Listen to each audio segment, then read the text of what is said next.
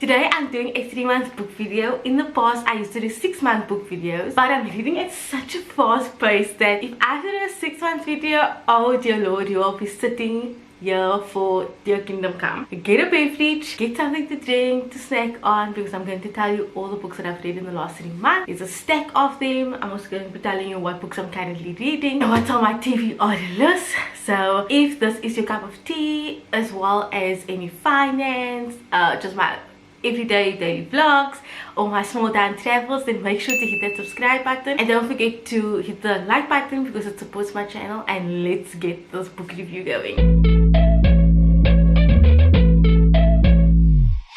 Okay, so I read 2 non-fiction books. The first one was Year of Years by Shonda Rhimes, and it is kind of like a biography of her Year of Years. So she is a very shy TV series writer.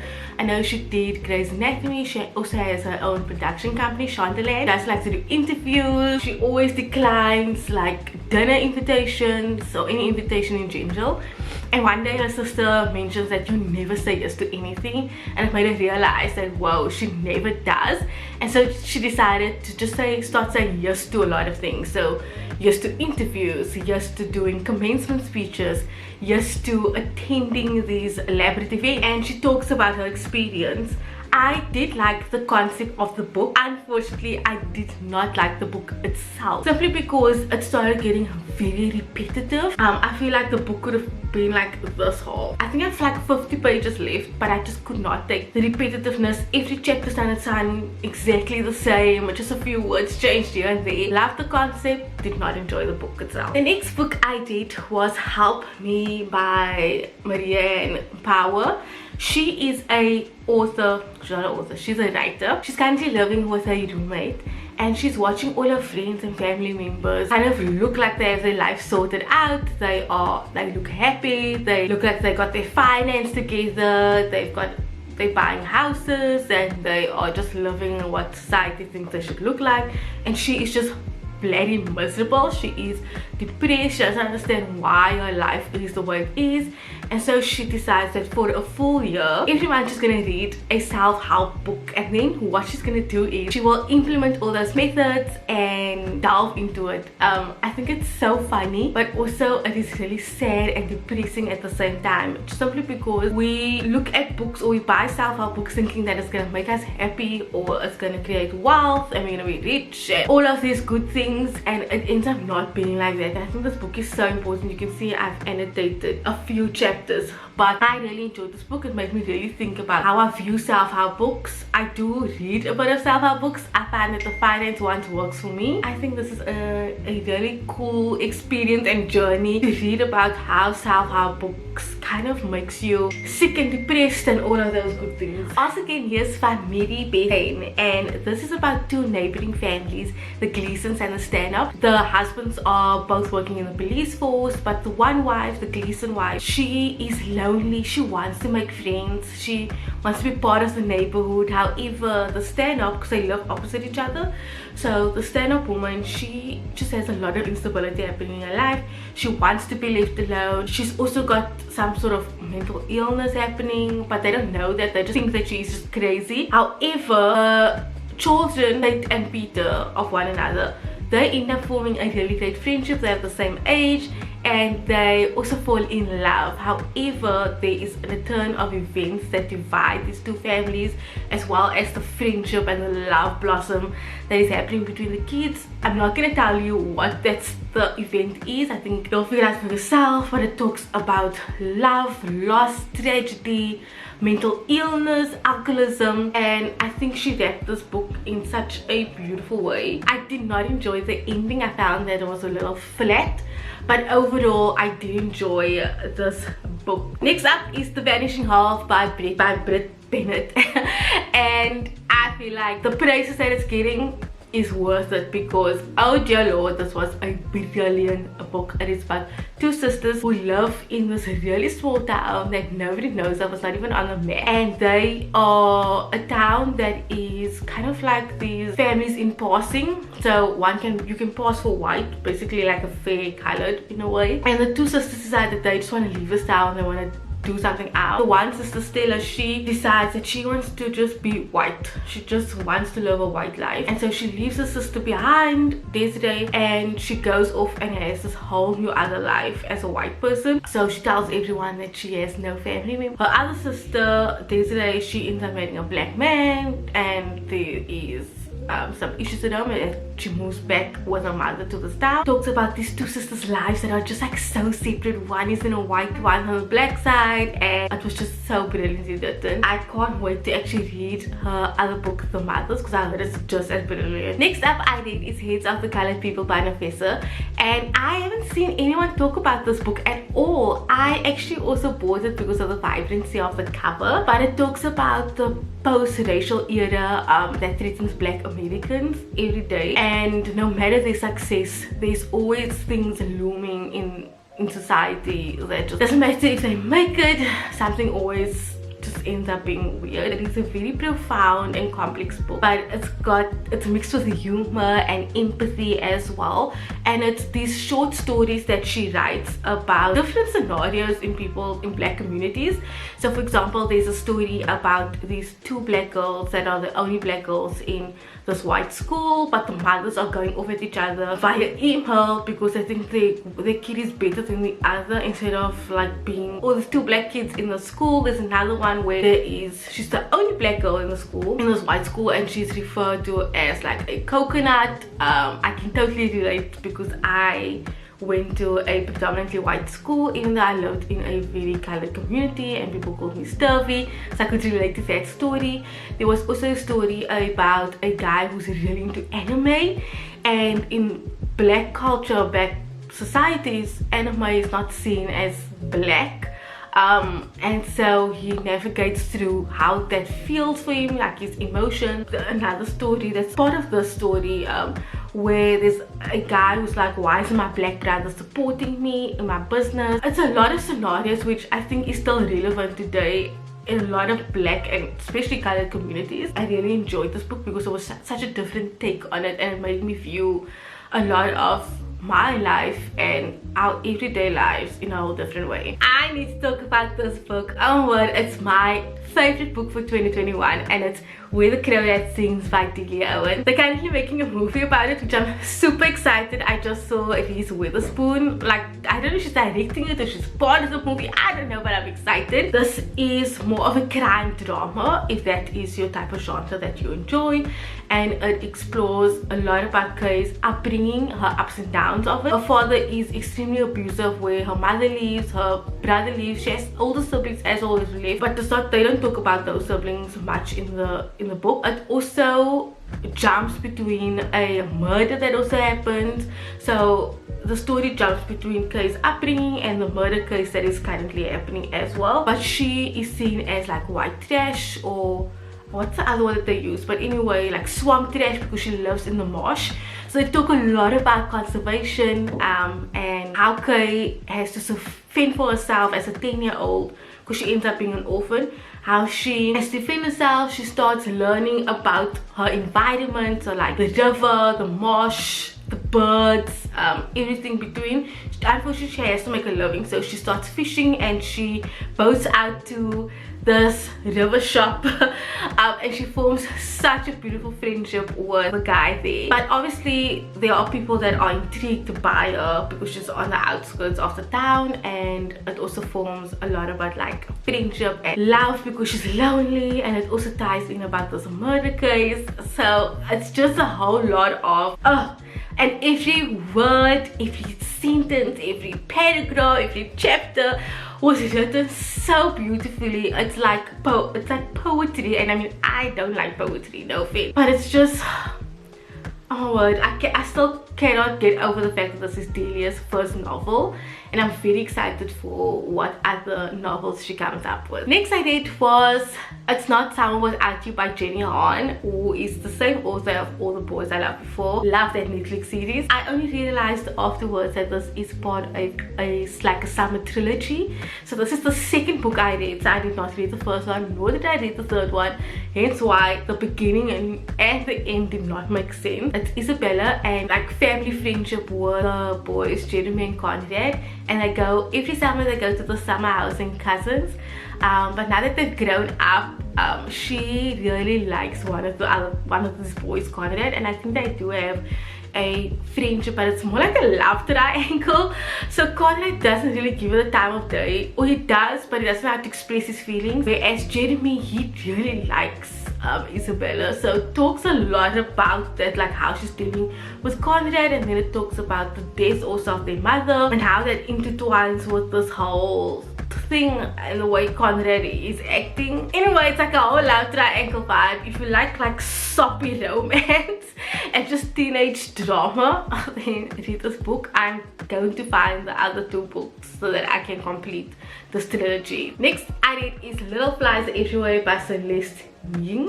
I don't know how to say that surname. Sorry if I like butchered it. Everywhere, everyone's talking about it. I know that there was a Netflix series on it, however I missed it. The minute I read this book and I went on to Netflix, it was gone. It talks about the Richardsons who live in this very meticulously planned suburb. Then Maya and Pearl, the mother and daughter, they rent out a house of the Richardsons, and she's very different. She's very artistic, and she's not anything how the suburb is. What happens is that Pearl, her daughter, and the 4 Richardson kids, they end up forming this very beautiful friendship, and so their lives kind of like intertwine with one another. The Richardsons friends that adopt this Chinese baby, which divides kind of the town, because they're like, oh my word, how can I do this? But Maya's co-worker, she mentions that she gave her daughter up for adoption, but she was trying to find a better life for herself or be like more financially stable. Maya figures out that this Chinese baby that this family wants to adopt is actually her co-worker's baby. She is like telling her co-worker to just go after to get a lawyer, get your baby back. But Ilana, one of the Richardson mother, she is just like, no. She gave the baby up for adoption for the reason, blah blah. And she's like trying to uncover what is up with Maya, what is her deal, what are her secrets, because she is a journalist. But she doesn't realize that once she's doing that, she is unraveling her own things in her own personal life. And I think this book is a great book because it also talks about if you poke in someone else's salad, your own salad's going to be poked at. It's the best way I can describe it. And yeah, I really enjoyed Celeste's writing style. It was very different. It's like a contemporary read. It's also very gripping. So yeah, I enjoyed this book very much. Next I read Everything by Nicola, and obviously this is a movie, and I watched the movie first before I actually read the book. But I found that the book was obviously much more fun. I should know this already. It's got beautiful illustrations. It talks about Maddie, who has this very rare condition that allows her not to go outside because she'll get killed. And then there's a boy, Ollie, who moves in next door, and he is just fascinated by her, and he wants to form a friendship. Anyway, they do, and she was just like, she's falling in love with Ollie, and she's like, you know what, I'm just gonna risk everything for love. And so they end up booking a plane ticket and just living life. However, she discovers that her mother has been lying to her, and it just talks about that whole thing about love and how tragedy can just make you be like a whole different person. But I really like the illustrations in here. It is so, it's so cute because she talks about like her architecture. If you watch the movie, you'll know what I'm talking about. I just love Nicola Leon's writing. I know she came out with a new book, so I'm very excited to read that. And I also read That Is Also a Star, which I enjoyed, which I'll put up here. I reviewed it in my 6-month book review. Next book I read was The Midnight Library by Matt Hugh. Oh dear lord, this, if you are trying to get out of a reading slump and you're just looking for a charming, like little whimsical read, this book is for you. It talks about Nora, and Nora's life is just falling apart. She just lost her job. Her brother doesn't speak to her because they were in this band and she doesn't want to be part of the band anymore. Her neighbor doesn't need her anymore, and she feels like her life is just unraveling in front of her. So she takes an overdose of pills. Meanwhile, she doesn't die. She goes to this midnight library, and she and her librarian, which is actually her real life school librarian, they go through her book of regrets. And this book of regrets just taking her on different scenarios of how her life could have been. So she goes to through like time capsule portal where she looks at her life if she was just part of the band, and this is what her life would look like. If she had just gone with a friend to Australia, this is what her life looks like. And it goes through a lot of these like directions, and I think it's cute to read because a lot of us do think about if we had taken that job, or if we had dated this person, if we had just had taken a different direction, like how would our life be. I think it's very important because it doesn't matter what direction you take, it's not always gonna be the direction you think it's gonna be. Like, it's not always gonna have like a happy ending, and I think Matt Hugo captured that really well. I like his writing, and I see he's written a lot of other books as well. You can see I annotated a few of the chapters. Next one I read was Earthworking Gorgeous by Ocean Vuong, and this is very emotionally triggered, and I'm gonna put that out there. It's very heavy, so just remember, if you want to read this book, try to be like ready for it. He writes a letter to his Vietnamese mom about just how he grew up with them, because first of all, his mother and his grandmother, they don't speak a word of English, and so he ends up translating for them, and it talks a lot about the Vietnamese war and how it impacted their lives moving forward. And it talks a lot about rape, abuse, masculinity, sexuality, because his sexuality talks about quite a lot, and how that also ended up being like a tragedy at the end. The first half of the book, I felt like it took a lot of me emotionally. I think it is an important read. I did struggle a bit with his writing because it's literature heavy, and especially with the books that I've read, which is more like quick, easy fictional books. This one was really a difficult read for me, but I don't dismay this book. I think it deserves all the praises it got, and yeah, I did like the book in the end. Where'd You Go Benedict by Maria Simple. And this book is a fascinating book because it's written in like memos, email format. It is quite bizarre. So Benedict she was an architect, and then something happens, and then she moves with her husband who works for Microsoft and a daughter to Seattle, and she is not that typical mom. She's very quirky. She just doesn't want to deal with people's nonsense. She doesn't want to be on the PTA and dealing with the school stuff. She is kind of unraveling in a way, and she also forms a friendship with someone in India, and she gives all her personal information away. Meanwhile, it was a scam. There are scenarios where Benedict is just not herself. She falls asleep in like a pharmacy. She has outbursts, and so her husband is quite worried about her. Her daughter B narrates also a lot of the book. Benedict ends up disappearing, and so it talks a lot about Benedict's character, be herself, and then they end up finding her, but also the husband also has an affair in the middle of this book. It was so bizarre. I know people really like this book. I just didn't. I thought that I didn't like it. I was weird because they don't speak a lot about what happens with this love child that he made. I don't know, it was ended up very weird towards the end. I honestly don't know how to describe this book, but it wasn't really my cup of tea. If this was your book that you enjoyed, I'm sorry. The last book I read was Genuine Fraud by E. Lockhart. I am such an E. Lockhart fangirl, but this is a mind trip and a half. This book is written backwards, so the chapters are from chapter 18 and it works its way to the front. So you try to like visualize this whole story, and basically Julie, she commits fraud. She tries to imitate Imogene's life because Imogene is wealthy. She doesn't have to worry about money, whereas Julie does, and it's like a thriller mystery kind of book. It was interesting how she just like killed the characters off. I did enjoy this book simply because of the way it's written. I do love E. Lockhart's writing style. I think it's exquisite. So the two books that I'm currently reading, and yes, I am reading two books simultaneously. I Have Lost My Way by Gail Forman. I don't know what it's about yet. All I know is that there are these three kids or young adults that have all lost their way due to their own personal tragedies and loss, and they end up finding each other and they are navigating through their loss together. I'm only one chapter in, so I can't give you that much. Next one that I'm also reading is Come Again by Robert Webb.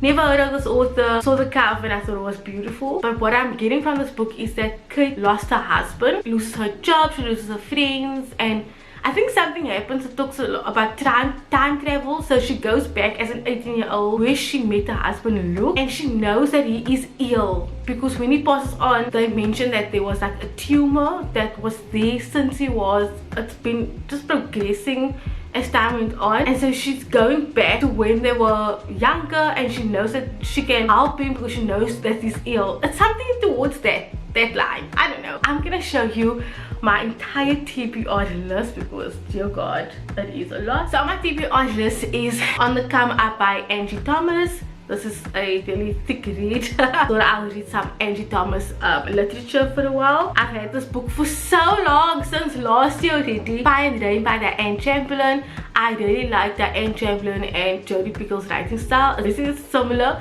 I think the reason why I'm not reading it is because I'm kind of done with it, because I have such a lot of books on both of these authors. The next one I have is The Help by Catherine Stockett. I actually saw this on someone's booktube list. When I saw it in the bookstore, I just bought it without even trying to understand what it was about. The next one I have is A Million Words with You by Claudia Gray. I read her other book a few years back. I think it's called 1,000 Pieces of You. When I saw this is very like science fiction thriller type of novel. This is a non-fiction book which is called Fuck No, How to Stop Saying Yes When You Can't, You Shouldn't, or You Just Don't Want to by Sarah Knight. And she has a few other books as well, and I just thought I would just put a non-fiction book on my list. The next one I have is Mixtape by Jane Saunderson. It looks like it's a romance, and it is, I don't know, it's got to do with mixtapes, and I just thought it was so nostalgic because I grew up with mixtapes. I'm a 90s baby, so you know, get some nostalgia in me. The next one I read, or the next one that's on my list, sorry, is I Love You Too Much by Alicia Drake. Another sort of romance book. It takes place in Paris. I think that's what it's all about. Next on my list is The Cactus by Sarah Howard. It's on Reese's Book Club app.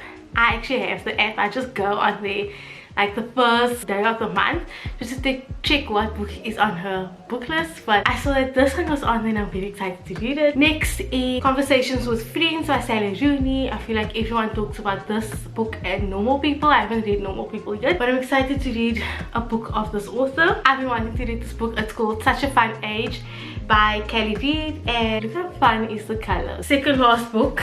I know this book list is really long, eh? It's called Find Me by Andre. Apparently Call Me by My Name by the same author was really good as well, but I thought I wanted to read this one first. And last but not least, I have Everything I Never Told You by Celeste Ning, same author of Little Flies Everywhere. And yeah, this is my TBR list. I hope you enjoyed this little review. I'm not really great at reviews, to be frank with you.